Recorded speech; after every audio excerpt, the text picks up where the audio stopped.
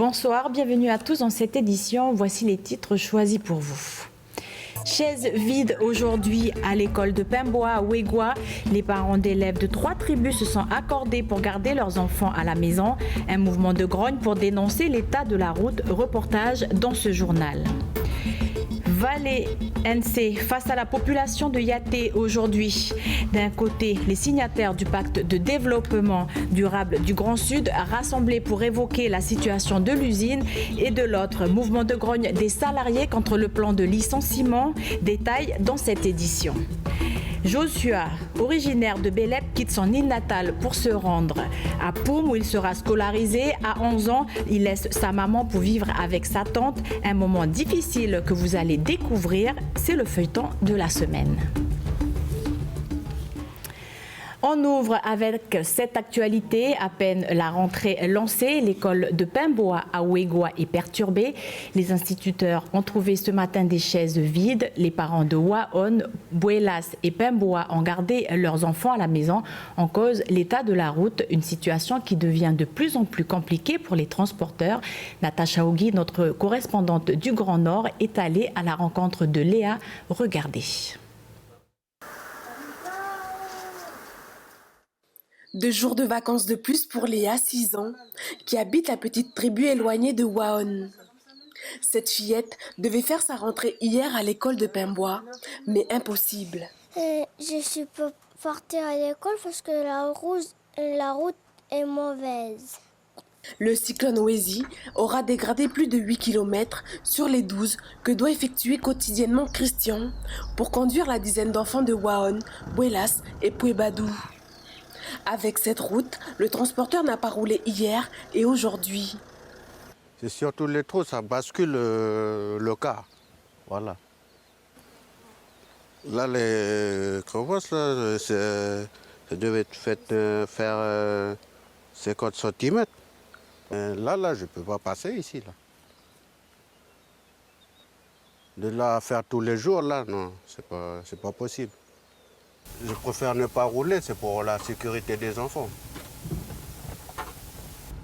Parce qu'ils ne sont pas confortables dans le car quand c'est comme ça la route. C'est la 2e année consécutive que les enfants de Pemboa rentrent en retard. Pour les parents, cette situation suscite de l'incompréhension.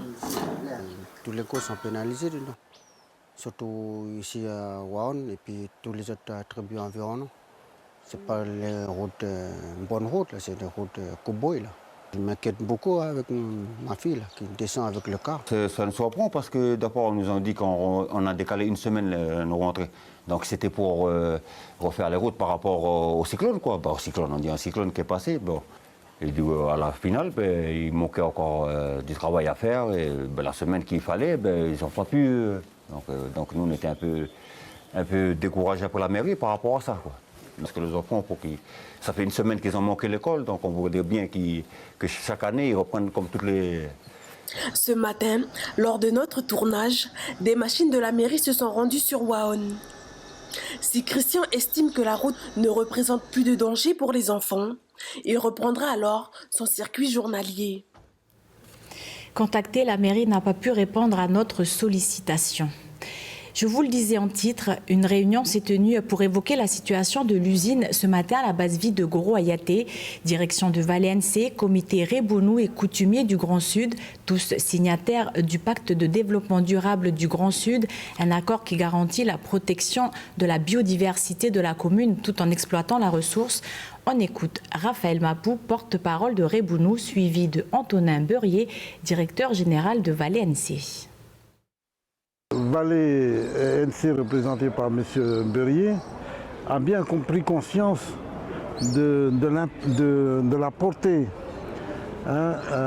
sociale et culturelle du pacte. Et donc on est tous convaincus qu'il faut maintenir le pacte aujourd'hui. Au sortir de cette réunion, on est tous convaincus que le pacte doit rester, quel que soit le repreneur. Et donc de ce côté-là, nous ne pouvons qu'être confiants. Et nous avons décidé donc unanimement de rencontrer les futurs repreneurs dès qu'ils seront connus en fin mars. Nous ensemble, on a fait le pari en fait, de faire un nouvel élan et de redéfinir un peu la façon de travailler ensemble et de réinventer tous les outils tout en consolidant ce qui avait été bien fait et qui marchait bien. Et puis d'avancer sur la fondation, d'avancer sur le reboisement, d'avancer sur l'environnement. Voilà, le monde a changé, il faut que nous aussi on change. Et ça a très bien marché, il y a un grand sens des responsabilités de tout le monde. Au même moment, une manifestation se tenait devant l'usine contre le plan de licenciement proposé par Valence, à l'origine des salariés de la commune. On écoute Jacques Atty, employé à Goro Nickel, suivi de Antonin Beurier, PDG de Valence. Voilà, nous on est là pour mettre un petit coup de pression, pour souligner l'emploi local, certaines incohérences qu'on a vues sur les noms qui figurent sur la liste, quoi. On estime que l'usine, la mine, elle est située chez nous, en terre coutumière, quoi, entre guillemets. Donc voilà, on estime que les employés de Yaté et un peu tout du Bois-Capoumé, quoi, ils n'ont pas à être touchés par la restructuration. Hein. Et donc par la liste qui court, que ce soit pour nous, que ce soit licenciement ou reclassement. Hein. On n'a pas à être sur cette liste et puis voilà. Alors soit on va leur proposer d'ici la fin de cette semaine ou début de la semaine prochaine, soit de nouveaux postes au sein de l'entreprise, s'ils ont les compétences, la motivation, les prérequis, ou bien pour celles et ceux qui n'ont pas les compétences ou les prérequis ne souhaitent pas y aller, eh bien on a un programme d'accompagnement en externe avec un accompagnement sur 8 mois pendant lesquels ils conserveront un salaire payé par l'entreprise. On a plus de 500 personnes de Yaté et de Mondor dans l'entreprise, donc on fait très attention et chaque nom, chaque situation va être examinée à titre individuel. Mais que ce soit Yaté, que ce soit Djoubéa Capomé, que ce soit etc., on fait attention à tout le monde. Voilà. Donc c'est normal qu'il y ait une inquiétude maintenant, moi je ne vais pas en rajouter. C'est trop tôt, de toute façon la liste ne sera définitive que jeudi ou vendredi. Des professionnels de la justice rassemblés en colloque à Nouméa, accessibilité à l'aide judiciaire était le sujet de la rencontre. Bilan du service rendu en 2019 et propositions pour améliorer le dispositif ont été exposées. Une action dont le coût augmente chaque année. L'aide judiciaire, en quoi consiste-t-elle et quel en est le bilan? Les précisions d'Océane Dacounia. L'aide judiciaire permet aux plus démunis d'accéder à la justice. En pratique, cela se traduit par exemple par l'accès gratuit à un avocat. Cette aide est allouée aux demandeurs sur conditions de ressources et concerne en pratique surtout des affaires familiales. Chaque année, près de 2300 demandes sont faites sur les 8000 affaires civiles jugées en Calédonie. Pour les professionnels de la justice, le système fonctionne bien, mais des enjeux importants restent à régler, comme l'accès égal aux droits et à l'information sur tout le territoire. En effet, il est moins facile d'obtenir un conseil juridique lorsque l'on habite dans le nord ou dans les îles plutôt que dans le Grand Nouméa. Une permanence d'avocats doit être mise en place à Koné pour pallier ce manque. La Nouvelle-Calédonie doit aussi maîtriser les coûts, 143 millions en 2019. La facture gonfle chaque année avec l'augmentation des demandes. Le gouvernement, à l'initiative de ce colloque, attend des avancées d'ici la fin de l'année. On continue avec un point sur le coronavirus. La maladie continue de faire des victimes dans le monde. La presse nationale en parle. Le Figaro titrait aujourd'hui « Coronavirus, le monde doit se préparer à une éventuelle pandémie ». Si l'OMS juge très préoccupante cette flambée de cas dans certains pays, elle assure qu'utiliser le mot pandémie est prématuré car l'épidémie n'est pas hors de contrôle au niveau mondial et ne cause pas de décès à grande échelle. Pourtant, toujours dans ce même article, en Chine, le virus y fait 150 morts en 24 heures, une nette hausse par rapport aux chiffres annoncés dimanche.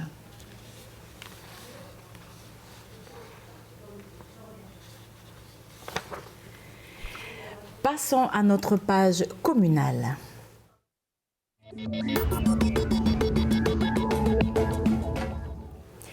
Nicolas Mesdorf brigue la mairie de La Foix. Génération NC axe sa campagne sur 3 points, la proximité, l'amélioration ou encore la relance de l'économie. Écoutons Nicolas Mesdorf, il est au micro de Vanessa Kédé.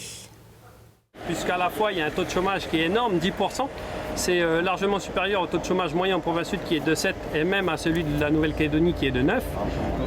Pourquoi? Parce qu'à la fois il n'y a pas de nickel. Et donc quand on n'a pas de nickel, il faut avoir des idées de projets de développement économique et ça fait longtemps qu'il n'y en a pas eu. Et donc nous, l'idée, c'est on veut porter des projets de développement économique sur des zones comme Moineau, sur les zones de la rivière de la Foix, qui est la deuxième plus grande rivière de Nouvelle-Calédonie après le Biarrot, pour valoriser un peu nos ressources naturelles. On veut également créer un lycée, puisqu'aujourd'hui il y a 2 écoles primaires, il y a 2 collèges, il y a un internat, il y a un plateau sportif, il y a toutes les infrastructures possibles à la fois. Et donc la création d'un lycée me semble être l'étape ultime finalement. Ça crée de l'emploi et ça permet à nos jeunes de rester sur la commune. La création d'un barrage hydraulique pour permettre à l'ensemble des Lafoyens de bénéficier de l'adduction en eau potable, parce qu'il y a des zones comme le Brice où il n'y a toujours pas d'eau. Donc un barrage hydraulique me semble être une priorité. Passons au feuilleton de la semaine consacré à la rentrée scolaire.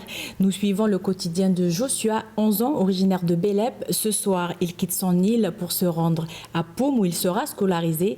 Joshua sera hébergé par sa tante. Il devra dire au revoir à sa maman. Un moment difficile qu'il va pourtant devoir vivre. Un reportage de Natacha Ougui.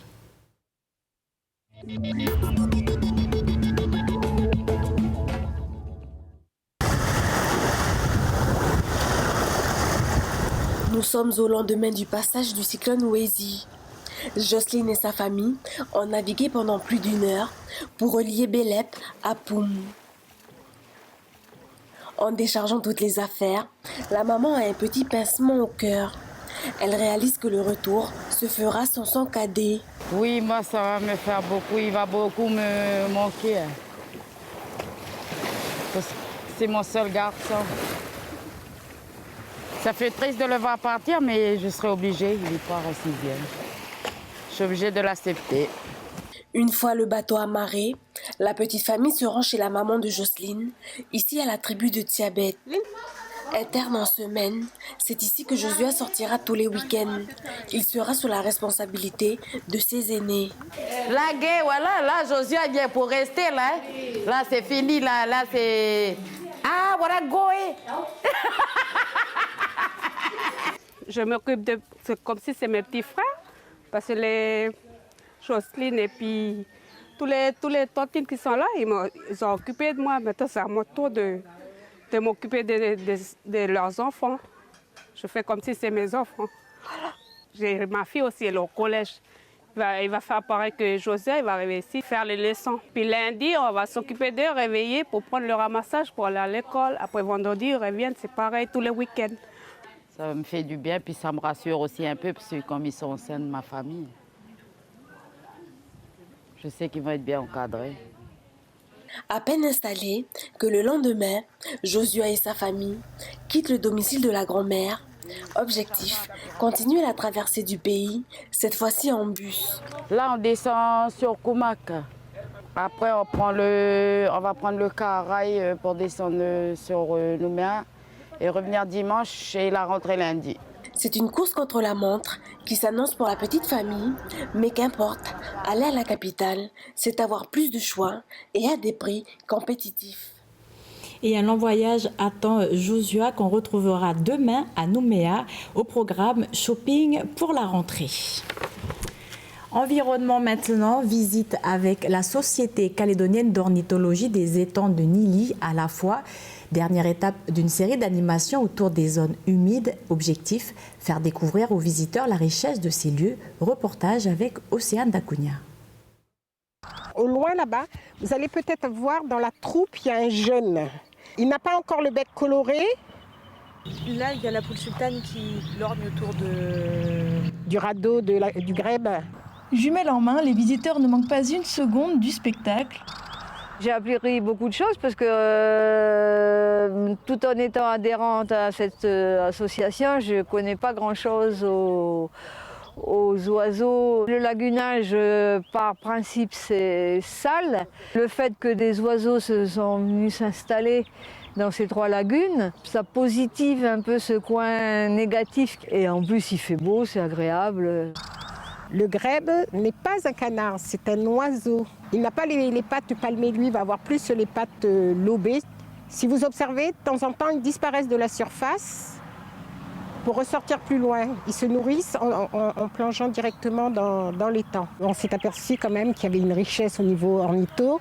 Donc on a lancé, là c'est vraiment une première. Même si les gens ont l'habitude de fréquenter le lieu, ils ont été quand même surpris par le nombre d'espèces. auxquels ils n'avaient pas fait attention parce qu'ils les regardent de loin, ils se disent bon, il y a des canards, tout est canard. En faisant preuve d'un peu de patience et de discrétion, les oiseaux se font moins farouches. Mais malgré tous nos efforts, pas de vilains petits canards en vue. Et c'est la rentrée aussi pour votre émission Yéno dédiée au monde éducatif. Pour ce premier numéro de l'année, on y parle bien-être à l'école au programme Échanger Immersion au sein d'un établissement scolaire. Vous verrez qu'à l'école catholique de Dembéa-sur-Mer, la journée commence en musique. Voici un extrait.